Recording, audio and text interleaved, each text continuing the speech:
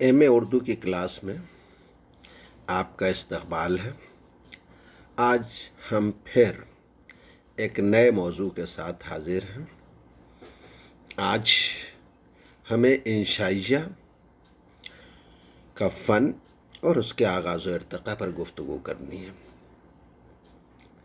مغربی ادب کے زیر اثر جو اصناف اردو ادب میں داخل ہوئیں، ان میں انشائیہ کی صنف بہت اہم ہے۔ انشائیہ انگریزی لفظ ایسے کا قریب المانی ہے۔ ایسے کے لیے اب تک اردو میں جو الفاظ استعمال کیے گئے ہیں، معنی کے اعتبار سے ان میں سب سے قریب ترین لفظ یہی ہے۔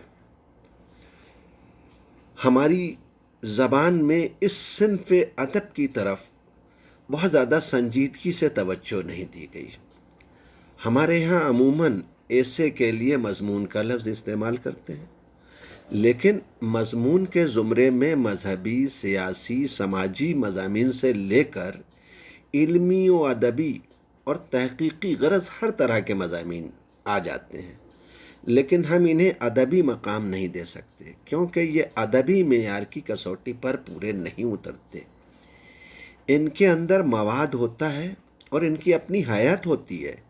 ان مضامین کی افادیت سے مجھے انکار نہیں ہے، لیکن یہاں سارا زور بات کو عالمانہ انداز سے کہنے اور معلومات فراہم کرنے پر صرف ہوتا ہے۔ اسی لیے غور و فکر کا دامن ایک لمحے کے لیے بھی چھوڑا نہیں جاتا۔ ذہنی فرار کی کوئی گنجائش نہیں ہوتی۔ سنجیدگی اس کی پہلی اور آخری شرط ہے۔ طنز و مزاح اس کو مجروح کر سکتے ہیں۔ اس میں بات کہنے کے انداز سے زیادہ بات کی اہمیت ہوتی ہے، لیکن ادب کے ان مطالبوں کے علاوہ کچھ اور مطالبے بھی ہوتے ہیں۔ احمد ندیم قاسمی کے مطابق برسوں تک اردو ناقدین اور محققین یہی طے نہیں کر سکے کہ انگریزی کی ایک معروف صنف ادب لائٹ ایسے کو اردو میں کیا کہنا چاہیے۔ بڑی رد و قد کے بعد انشائیہ کا لفظ منظور ہوا، کیونکہ انشائیہ کافی حد تک ایسے کے معنی و مفہوم کو ادا کر دیتا ہے۔ پروفیسر احتشام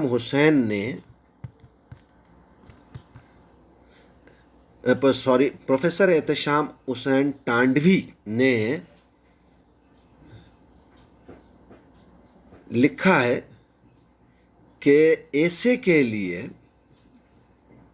انشائیہ کی اصطلاح وزیر آغا نے شروع کی، اور وزیر آغا نے خود کو اس اصطلاح کا موجد قرار دیا ہے، جبکہ اب یہ بات ثابت ہو چکی ہے کہ شاہ علی اکبر قاصد کے مضامین کا مجموعہ ترنگ کے مقدمے میں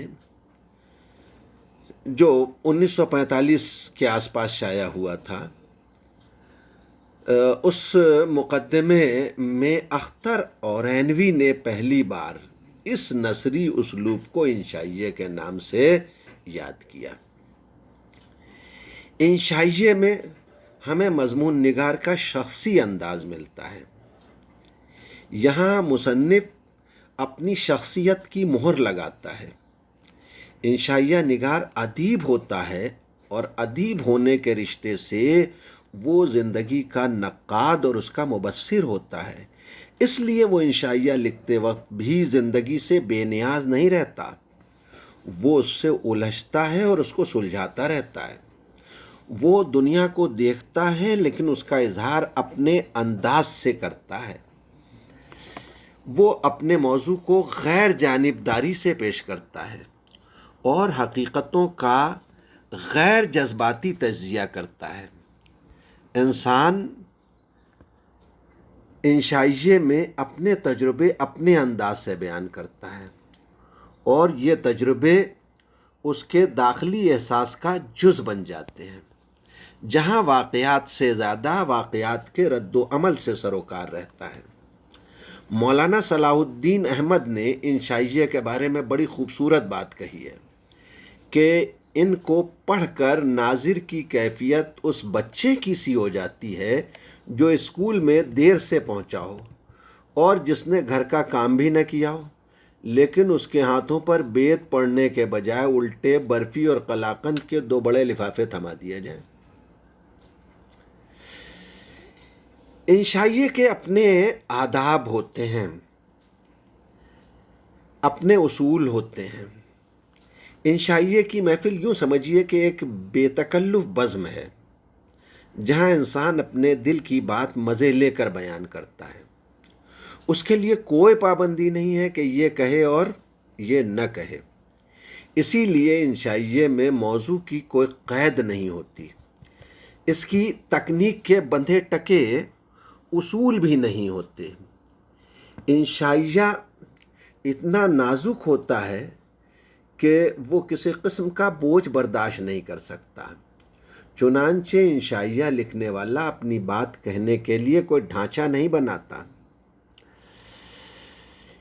ابن کمل کے الفاظ میں اس پر کہیں کینٹ کہیں کا روڑا بھانمتی نے کنبہ جوڑا والی بات پوری طرح صادق آتی ہے، جبکہ پروفیسر وزیر آغا نے انشائیہ لکھنے والے کی شخصیت کا تجزیہ کرتے ہوئے لکھا ہے کہ انشائیے کا خالق اس شخص کی طرح ہے جو دفتر کی چھٹی کے بعد اپنے گھر پہنچتا ہے اور چست و تنگ لباس اتار کر ڈھیلے ڈھالے کپڑے پہن لیتا ہے اور ایک آرام دہ مونڈھے پر نیم دراز ہو کر حقے کی نئے ہاتھ میں لیے انتہائی بشاشت اور مسرت سے اپنے احباب سے مصروف گفتگو ہو جاتا ہے۔ یہاں ادب کے میکانکی عمل سے ہٹ کر زندگی کا مطالعہ نظر آتا ہے، اور اس کام میں لکھنے والے کی اپنی داخلی کیفیت جو ہے وہ رہنما ہو جاتی ہے۔ انشائیہ نگار زندگی کا نقاد بھی ہوتا ہے اور مبصر بھی ہوتا ہے، اسی لیے وہ انشائیے کے ذریعے اپنے تجربات کا نچوڑ پیش کرتا ہے۔ وہ انشائیے میں بات کو پھیلاتا نہیں ہے، وہ لفظوں کو چباتا بھی نہیں ہے، اور نہ ہی خیالات کا تجزیہ کرنے کے لیے دودھ کا دودھ اور پانی کا پانی الگ کیا جاتا ہے۔ اس کا مقصد اصلاح یا کسی مشن کی تبلیغ بھی نہیں ہوتا۔ اس نے زندگی کو جس طرح برتا اور جس رنگ میں دیکھا ہے اسے وہ اپنی تمام تر داخلی کیفیات کے ساتھ پیش کر دینا چاہتا ہے۔ چونکہ اس کا مقصد زندگی کی تفصیلات کا بیان نہیں ہے، کیفیات کا بیان ہے، اس لیے اختصار اور اختصار میں جامعیت اس کا اصول بن جاتا ہے۔ یعنی انشائیے کا فن غزل گوئی کے فن جیسا ہے، جہاں ایک شعر کے اندر ایک خیال سما جاتا ہے۔ ڈاکٹر محمد حسنین نے مقالے اور انشائیے کا مقابلہ کرتے ہوئے لکھا ہے کہ انشائیہ پڑھنے کے بعد ہم کوئی گم کردہ چیز پا لیتے ہیں، ایسی چیز جو روزانہ کی سادہ اور سپاٹ زندگی میں آنکھ سے روپوش رہتی ہے۔ انشائیے میں ایسے تجربات کا ہونا ضروری ہے جن سے روزمرہ کی صداقت ابھر کر سامنے آتی ہو۔ عام آدمی راہ میں پیش آنے والے جن واقعات کو یا جن پہلوؤں کو نظر انداز کر دیتا ہے، انشائیہ نگار انہی پر اپنی توجہ مرکوز کرتا ہے، اور اسے پڑھ کر عام آدمی کو یہ احساس ہوتا ہے کہ یہ شے تو میری نظر سے بھی گزری تھی، یہ چیز تو میں نے بھی دیکھی تھی۔ بس فرق اتنا ہے کہ ایک عام انسان اسے دیکھ کے آگے بڑھ جاتا ہے اور انشائیہ نگار اسے لطف لے کے بیان کرتا ہے۔ انشائیہ نگار اپنے مضمون کے لیے کوئی پلاٹ نہیں بناتا، جو خیال اس کے ذہن میں آتا ہے اس کے داخلی احساسات اس خیال سے رشتہ قائم کر لیتے ہیں اور پھر وہ انہیں لکھنا شروع کر دیتا ہے۔ شاید اسی لیے ڈاکٹر جانسن نے انشائیے کو انسانی دماغ کی ڈھیلی ڈھالی اور بے پرواہ قسم کی اڑان کہا ہے۔ وہ کہتا ہے it is a loose shelly of mind, یہ دماغ کی ایک ڈھیلی ڈھالی اور بے پرواہ قسم کی اڑان ہے۔ انشائیے کے وجود میں آنے کا مقصد ہی یہ تھا کہ کسی بھی موضوع پر بغیر کسی اصول اور ضابطے کے اپنے خیالات کا آزادانہ طریقے سے اظہار کیا جائے۔ اسی لیے انشائیہ نگار پر کوئی پابندی عائد نہیں ہوتی۔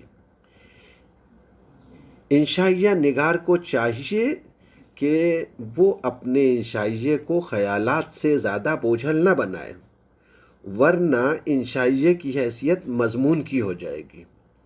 اس کو یہ دیکھنا ہوتا ہے کہ کس بات پر زور دیا جائے اور کسے یوں ہی روا روی میں بیان کر دیا جائے۔ نذیر صدیقی کے مطابق یہ وہ صنف ادب ہے جس میں حکمت سے لے کر حماقت تک اور حماقت سے لے کر حکمت تک کی ساری منزلیں طے کی جاتی ہیں۔ یہ وہ صنف ادب ہے جس میں بے معنی باتوں میں معنی تلاش کیے جاتے ہیں اور بامعنی باتوں کی مہملیت اور مجہولیت اجاگر کی جاتی ہے۔ یہ وہ صنف ادب ہے جس میں عنوان کا موضوع سے مربوط ہونا اتنا ضروری نہیں جتنا مضمون کا مضمون نگار سے متعلق ہونا ضروری ہے۔ کیوں؟ اس لیے کہ انشائیہ اپنے مصنف کی شخصیت کا صحیح عکس ہوتا ہے اور اس کا اپنے مصنف سے بڑا گہرا رشتہ ہوتا ہے، اور یہ رشتہ ہر لفظ کی تہ میں نظر آتا ہے۔ اسی لیے انشائیہ کوئی ایسا میدان نہیں جس کی پیمائش کے حدود مقرر کیے جا چکے ہوں۔ یہاں کھیل شروع ہونے کے بعد ریفری کی سیٹی بجنے کا کوئی اندیشہ نہیں ہوتا۔ یہاں لغزشیں بھی حسن بن جاتی ہیں۔ کیوں؟ اس لیے کہ اس کے بندھے ٹکے اصول نہیں ہیں۔ ہر انشائیہ اپنا اصول خود وضع کرتا ہے۔ ایسا اس لیے ہے کہ یہاں بات سے زیادہ بات کہنے کے انداز کی اہمیت ہوتی ہے۔ ہر انشائیہ اپنے عہد کی پیداوار ہوتا ہے اور یہ عہد اس انشائیے میں جھلکتا رہتا ہے۔ اسی لیے ہر انشائیہ مختلف ہوتا ہے اور انفرادیت انشائیے کی اولین شرط ہوتی ہے۔ انشائیے کے بارے میں بعض لوگوں کا خیال یہ ہے کہ انشائیہ لکھنا بہت آسان ہے۔ ایک اچھے انشائیے کو پڑھ کر آپ کے ذہن میں بھی یہ خیال پیدا ہو سکتا ہے کہ یہ بات تو ہم بھی لکھ سکتے تھے، لیکن حقیقت یہ ہے کہ اگر آپ لکھنے بیٹھیں تو آپ کو یہ احساس ہوگا کہ انشائیہ لکھنا گویا تلوار کی دھار پر چلنا ہے، کیونکہ ذرا سا بہکنے پر انشائیہ اپنی حیت کو کھو سکتا ہے۔